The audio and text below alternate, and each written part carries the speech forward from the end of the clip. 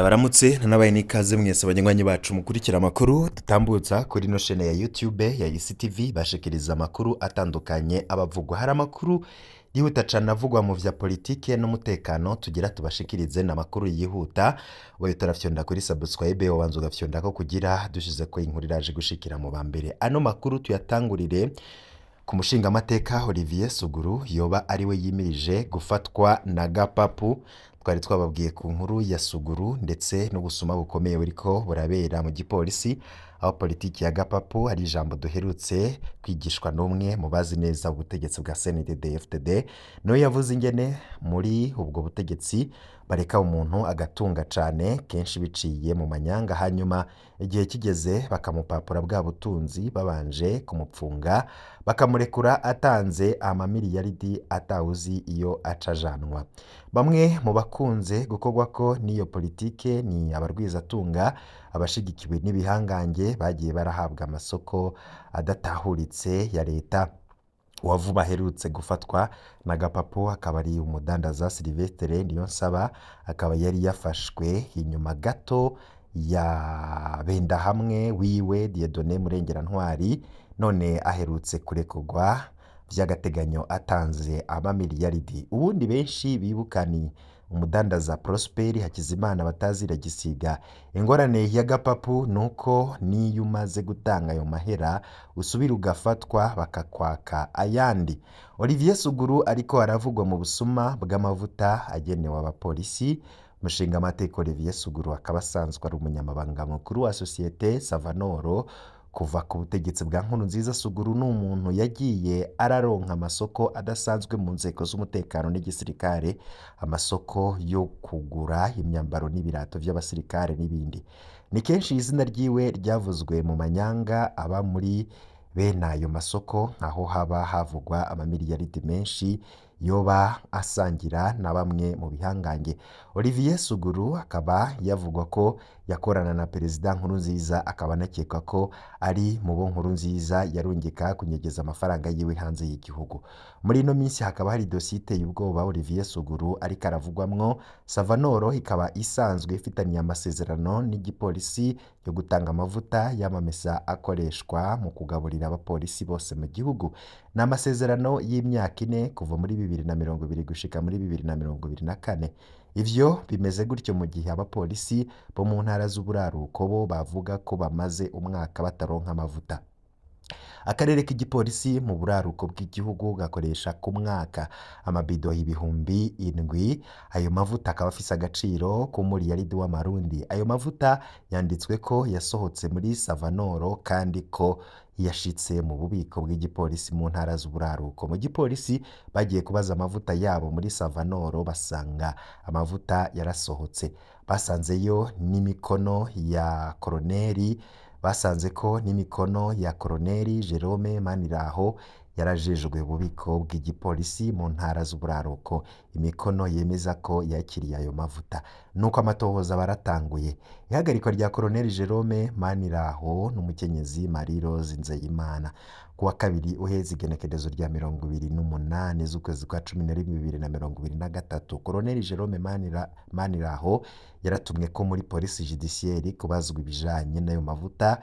Yasinyiye ko yashitse mu bubiko bw'igipolisi mu ntara z'uburaruko ariko akaba atigeze hashika. Jerome Maniraho yasiguye ko yavuye mu mabanga ya logistique mu ntara z'uburaruko muri Nyakanga 2022 ko adashobora kubazwa ivyo mavuta kandi atakiri mu mabanga. Jerome Maniraho ntiyatashe, yaciye ahagarikwa. Bukeye ku wa gatatu igipolisi caciye gihagarika ujejwe ububiko muri Savanoro Marie Rose Nzeyimana. Ifatwa ry'uyu mukenyezi ntiryoroshe. Abapolisi bageze muri Savanoro isaha 4 z'igitondo baza kumujana isaha 9 inyuma y'impari ndende. Bikaba bivugwa ko umushinga amateka Olivier Suguru yariko arakora ivyo ashobora vyose ngo uwo mukenyezi ntahagarikwe. Ageze muri polisi, Marie Rose Nzeyimana yarerekanye impapuro bordereau d'expedition zemeza ko amavuta yashikanywe i Ngozi mu bubiko bw'igipolisi kandi yakiriwe na Colonel Jerome Maniraho. Jerome Maniraho yararahiye ararengwa ko imikono iri kuri izo mpapuro atari yiwe ahubwo yiganywe. Aca asaba ko bahamagara gisongereze Brigadier Alex Hakizimana bakorana ico gihe, ati sinashobora gusinya borudero uyu muntu Brigadier atabanje gusuzuma ibije akabiharura neza akabona kunzanira borudero. Brigadier Alex Hakizimana baramuzanye, nawe nyene yavuze ko ayo mavuta atigeze azanwa mu gipolisi i Ngozi. Hakaba hari intahe dufise y'umukozi wa Savanoro yitwa Aimable. Marie-Rose Nzeyimana yahavuye asaba ko bahamagara umukozi wa Savanoro yitwa Aimable yarajejwe guherekeza ayo mavuta.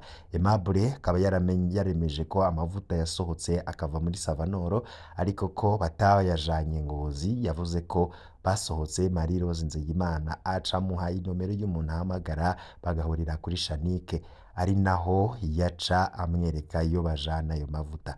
Aimable yemeza ko amavuta yose bayajanye mu Kamenge ku nzu iri kw'ibarabara rya 13 ari naho bayapakururira yose bagaca basubira inyuma.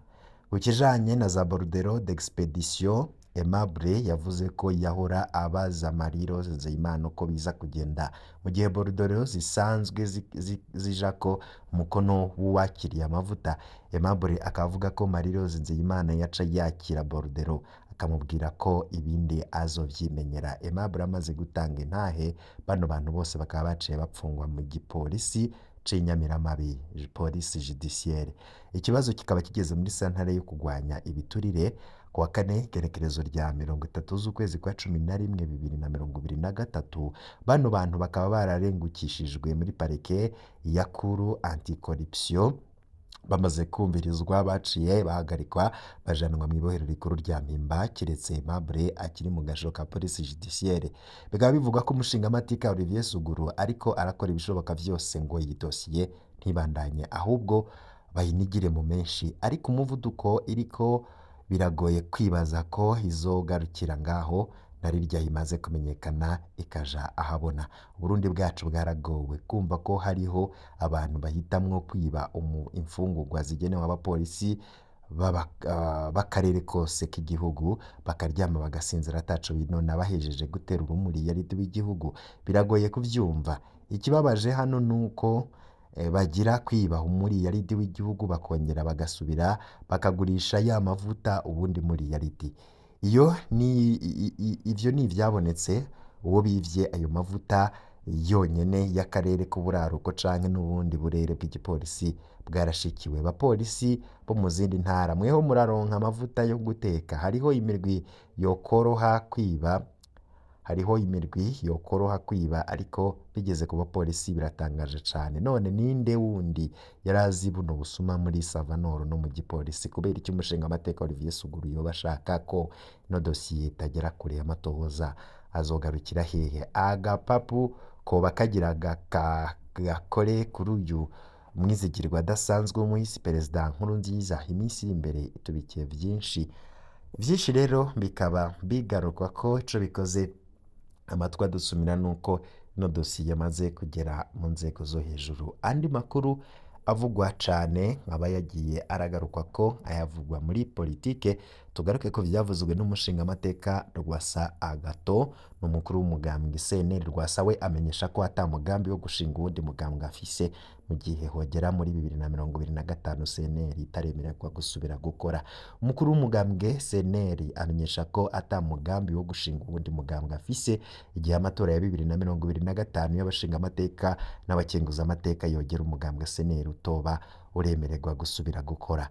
Agathon Rwasa yabivugiye mu kiganiro yahaye radio Ijwi ry'Amerika mu gisata cayo co mu Kirundi no mu Kinyarwanda, ariko abazwa uko azovyifatamwo be n'abanyamugambwe biwe mu gihe amatora ya 2025 yogera bataramwemerera gusubira gukora. Agathon Rwasa yagize ati ntawota umwanya ngo ariko yiyumvira ibindi, iyo intwaro yumve ko iriho ku bw'abarundi ntiyubahiriza amategeko. Bamwe bakora ivyo bafitiye uburenganzira hisunzwe amategeko. Ntawota umwanya ngo ariko aja furuguta ivyo afuruguta cane cane ko ingingo umushikiranganji yafashe niz'agahotoro niz'akarenganyo nta bubasha yari abifitiye bwo kuzifata. Uwatavuga rumwe n'ubutegetsi bwa Gitega akaba yasubiye kwemeza ko atarota yicarana n'akarwi k'abantu 10 bari mu biro politike bari muri biro politike vy'uwo mugambwe baherutse kwirukanwa ndetse mu nyuma bagatangaza ko bamukuye mu burongozi bwa senere. Agathon Rwasa akaba asaba umushingamateka Martin Ninteretse mu vyo ajejwe aremye intwaro yo hagati mu gihugu, umutekano n'iterambere rusangi kumureka we n'abandi banyamugambwe bagatuma ko ikoraniro kaminuza akamenyesha kandi ko iryo koraniro kaminuza ari ryo ryonyene rishobora gutorera umuti indyane ziri mu mugambwe wiwe CNL.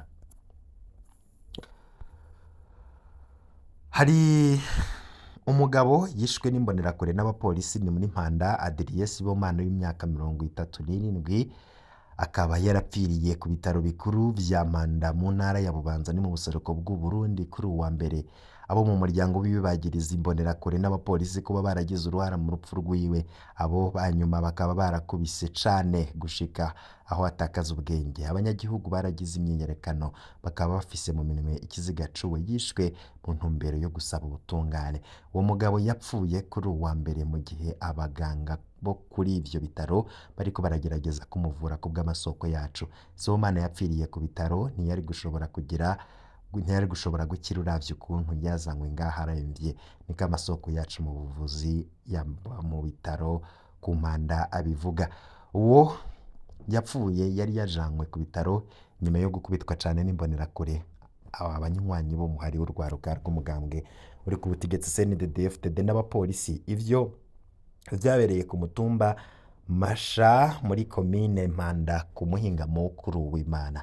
Mu gihe abapolisi bariko baraja kukizura barondera inzoga zitemewe n'amategeko, Sibomana yababonye bwa mbere yaciye agerageza kwiruka kuburira abafise amanyegero yazo ariko nanone umupolisi umwe yaciye arasa hejuru Sibomana nawe agira ubwoba aca agwa hasi. Imbonerakure zaciye zimusimbira ko ziramukubita yarataye ubwenge baca bamurekera aho nyene bivurwa n'abanyagihugu bo bahavuye bamujana ku bitaro. Inyuma yo gutangaza ko yapfuye umuryango w'umuhisi waranse kumuhamba, ahubwo bajanye ikiziga imbere y'ibiro vya komine mu ntumbero yo kwerekana umubabaro.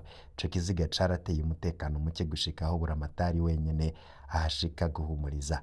Yemeye ko agiye gukora amatohoza kandi akabashimira ko bitazokwijana atawuhamwe. Imbonerakure zibiri zivugwa muri ubwo bubisha zarahagaritswe, igipolisi carafashe gukora inzoga zitemewe, ariko abanyagihugu bakaba basaba amatohoza ku bapolisi bakoze ivyaha bimwe n'urwo rwaruka rw'umugambwe uri ku butegetsi CNDD-FDD. Umwihwezo w'umwe mu ntwazangabo nkuru z'igihugu.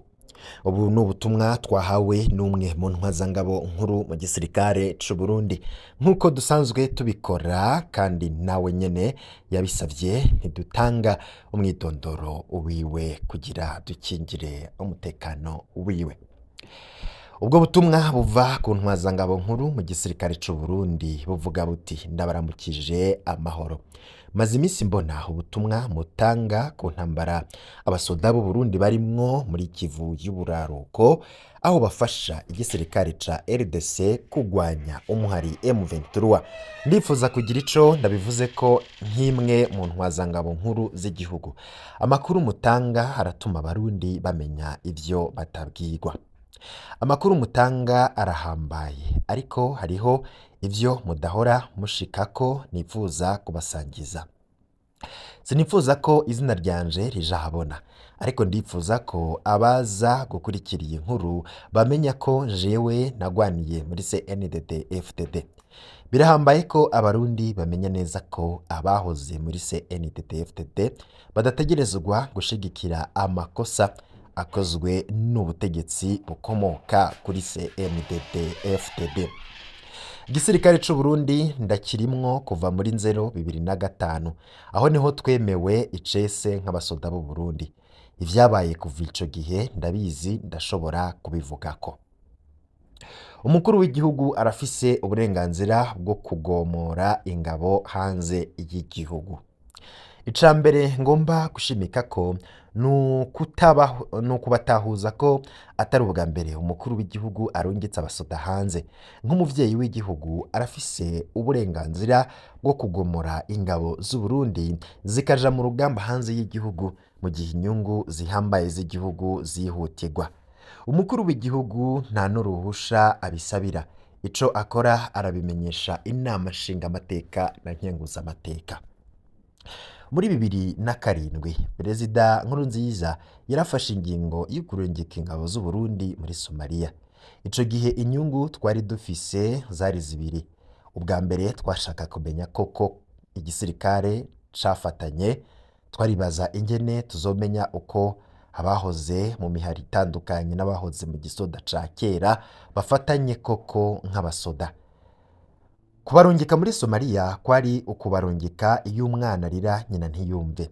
Kwari ukubarungika mu rugamba tukaraba ingene basangira amagorwa y'intambara.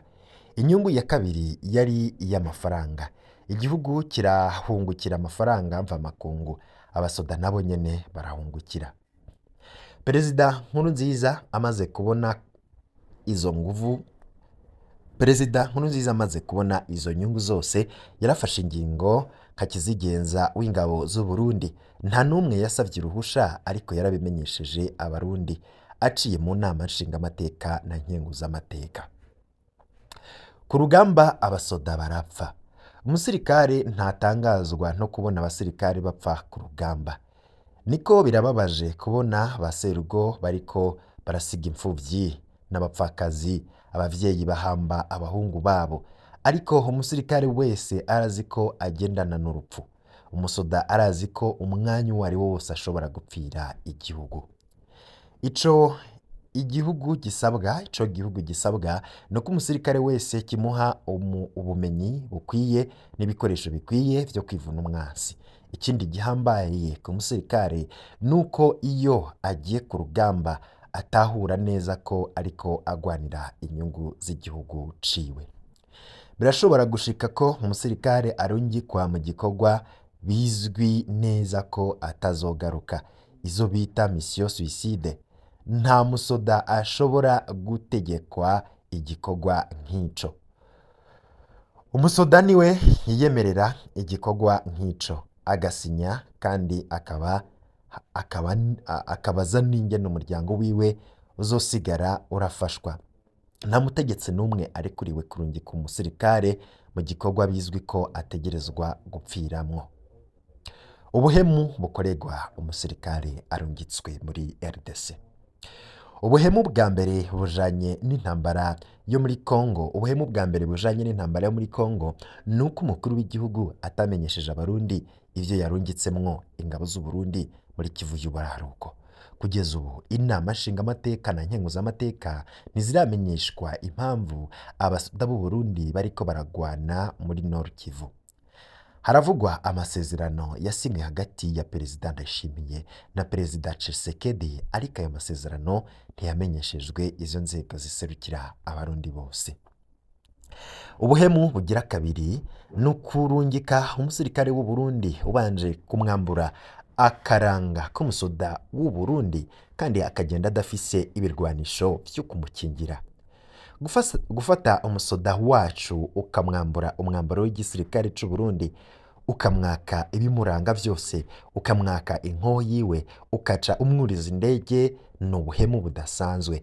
No kuvuga ko agiye atakira umusoda w'u Burundi, no kuvuga kandi ko uwo umurungikiye afise uburenganzira bwo kumukoresha ico ashaka cose mu gihe umusoda agiye adashobora kwivuna.